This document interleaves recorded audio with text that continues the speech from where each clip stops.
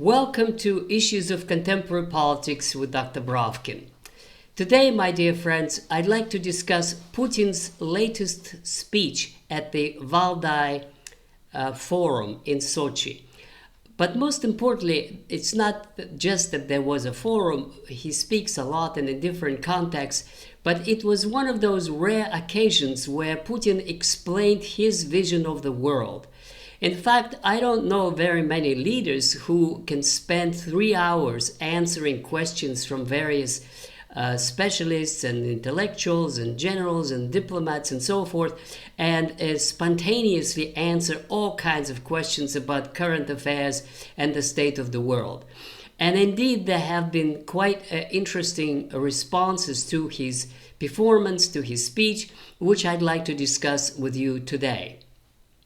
Now, what's also interesting is that the mass media in the West, as usual, what one could expect, focused on little sort of sensationalist issues, such as his pick and jab at Macron, calling him Little Napoleon, and quoting a poem of Pushkin about the Borodino battle of 1812, and these kind of issues that sounds fine, but sounds interesting, but they're really about little things. They're not the big picture. They're not serious, profound issues of the world that Putin addressed in his speech.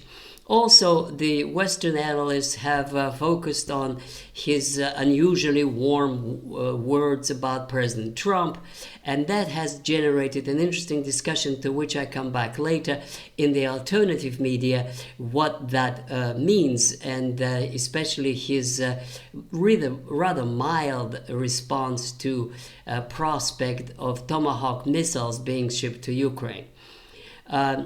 So the response of the Western media, the kind of mass media, major journals and websites of various newspapers is superficial. I don't think they understood Putin, and I doubt seriously very much that they took the time and listened to the 3 hours of questions and answers, and at best they probably had some AI summary of these. I listened to all of it and I have my impressions, and this is what my understanding of the takeaway from Putin's speech is. Now, the most important is, of course, his focus on the multipolar world. And in fact, there's really nothing new about this segment of his assessment, because he spoke about it a lot. He spoke about it at the BRICS meeting, and this is his vision of the world, that the age of the dictate of the West is coming to an end. And we've heard that before. And instead, we have the rise of the multipolar world. And in terms of international relations, he believes there's a kind of a move towards the traditional 19th century great power concert that of interests that need to be managed, that need to be worked out by patient negotiations and so forth. Now, what was new about his assessment is that he spoke about the degeneracy or atrophy of the international institutions. For example, there is a maritime law, and by maritime law, a nation can trade with other nations, and in international waters, it's nobody's business who Russia trades with. And they can impose sanctions in terms of barring Russian products or oil coming to their ports. But they have absolutely no right to block Russian ships, calling them shadow or whatever they want to call them, on the high seas. This is, by international law, an act of war. And so this is why when he was asked about the French seizure of a Russian tanker, he joked about it, saying that Macron is playing Napoleon, and this is not going to end well. But on a more serious level, he said, and very clearly, that this is piracy and the pirates are going to be destroyed. So in a sense, he did give a quite strong response to European plans about seizing Russian ships or blocking Russian ports. But again, this is contemporary politics and everybody focused on that. But for me, much more interesting is his vision, his understanding of what happened and what is happening. So his historical perspective from the 1990s is that Russia, at the end of the Soviet Union, was willing, Gorbachev and Yeltsin, to join the West. He even cited that Russia was willing to join NATO, that Russia was full of enthusiasm for the post-Cold War era.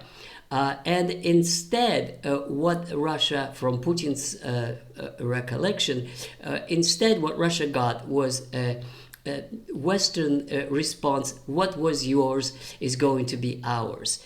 And therefore they started expanding NATO, and they started to help Chechen terrorists and Islamic terrorists, and they started pursuing breaking up Russia into smaller parts. In other words, there was a kind of a sustained dictation of rules of behavior, and Russia was treated as quantité négligeable, or no big deal, that whose interest could be ignored. And this is like Putin's overall perspective, is that his mission in life is that he restored that Russia is a great power, that Russia does have a military that cannot be challenged.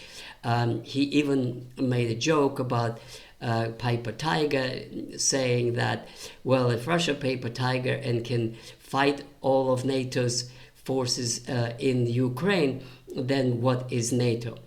So, but his overall thesis is that dictatorship of the West is over. A new era has begun, and that era is of BRICS, of the global majority, as he puts it, in that the West is degrading international relations and institutions, and the BRICS are making their own institutions in response to the hostile actions of the West, such as that when he was asked about BRICS, he said, well, it's the West that expelled us from SWIFT. Well, what do we have to do? We have to create our own system of payments, and that is exactly what we've been doing, and that is in response to Western economic aggression. He also commented on the US and actually Trump's attempts to expel Russia from the oil markets. And he commented that all this is going to lead nowhere. He praised the Russian relations, special relations with India, and selling its oil to India and to China, and just went out of the way to praise his special ties with the members of BRICS. But he also said that expelling Russia, third biggest producer of oil and gas in the world, from world markets is useless and impossible. Because if you do that, he said, then the oil price is going to go to $100 a barrel. And this is useless and impossible. It's going to hurt Western economies even more than it would Russia. So this was his response. On the drones on Copenhagen and other places, he was just basically ruled it out of hand that this is total nonsense, that Russia has no drones over Western Europe. I can add from my own understanding is that there are millions of Ukrainians in Western Europe, and to launch small drones over Copenhagen or German bases or whatever is absolutely easy, and building a drone wall on the Russian borders would not stop anybody inside Western Europe raising their pocket drones and flying over whatever. He also spoke about Finland and its ridiculous decision to join NATO, which is, he said, only spoiled relations and led Russia to create a new military district. And it's kind of a very disparaging way of, talking about the Europeans in ways that they have lost their values and that they've lost their sovereignty. And just all of his talk about Europe was very disparaging, in that Europe is no longer what it used to be, a cultural and political and economic leader of the world.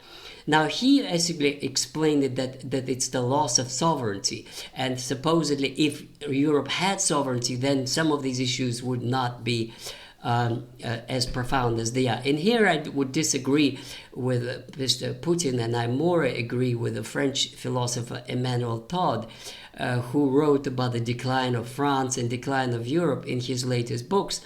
And it seems to me that Todd is more correct in his assessment than Putin, that Europe's problems are much, much more serious and profound than simply lack of sovereignty. Lack of sovereignty would allow them to buy Russian oil, but they would not resolve the issues of lack of competition, bureaucracy, lack of innovation, demographic crisis, the euro as a currency that obviously doesn't work. According to Todd, it is actually the euro that the problem is the core of the problem of the French economy. But be it as it may, focusing on Putin, what I could simply say that his very dismissive and disparaging remarks of Europe do not delve into the serious discussion of problems in Europe as Europe deserves. In any case, the biggest controversy of all were his remarks on Putin's remarks on Trump.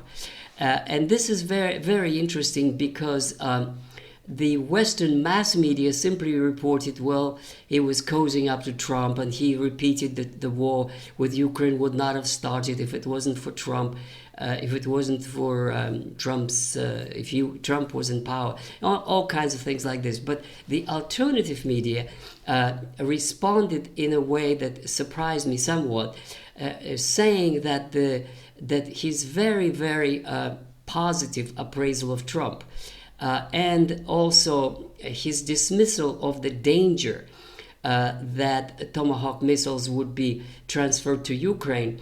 Mr. Doctorow, an analyst I highly respect, is a great knowledgeable specialist on Russia.